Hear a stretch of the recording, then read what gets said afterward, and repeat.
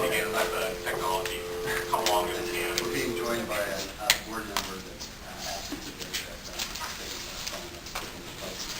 So welcome everyone to the main meeting of the TriMet Board of Directors. We've got a lot to consider for this.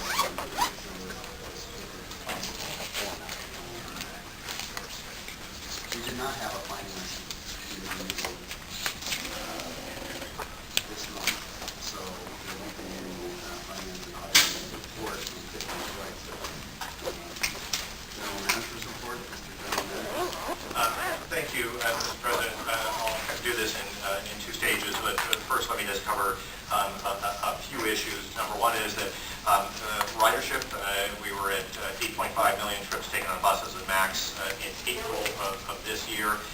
That's down a little bit, a little less than 1% from April of 2009. I think you were aware that we ended up having a number of increases in January, February, and March, really kind of residing back a little bit here in April. MAX and West ridership increased in April, while bus trips declined. The MAX gains are due in part to the opening of the Green Line, and we are seeing some of the number 72 bus riders. That's the one that comes along 82nd. In fact, historically, had been our over the last several years has been our highest ridership bus line. We're seeing a number of those migrating to the Green Line. Our at least speculation is that it's an opportunity for a one-seat ride if they're wanting to get all the way down to like Lloyd Center or downtown Portland rather than doing a transfer. So we expect some of that to happen. Second, during the month of April, we had about 1.8 million calls to our transit tracker providing real-time arrival information. That's particularly important has been on the bus side.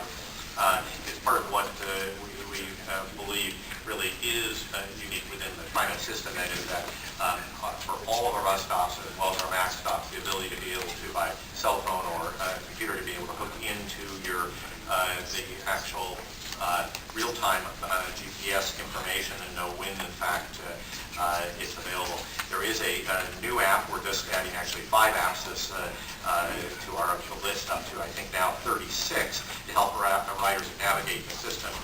This actually, if you have the right new iPhone, you can just take the camera part of it, point it down a street, and it will show you on the map, both by red X or by TriMet logo, I should say, where the bus stops are or transit stops are.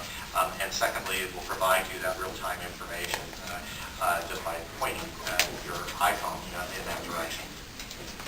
Again, as you may recall, these are apps that we're not developing. They're being developed by others. We really make sure they can be supported, but then make them available as one of the requirements. But it's an opportunity to be able to really tap the creativity of our riders to be able to allow for more apps and then have those apps shared.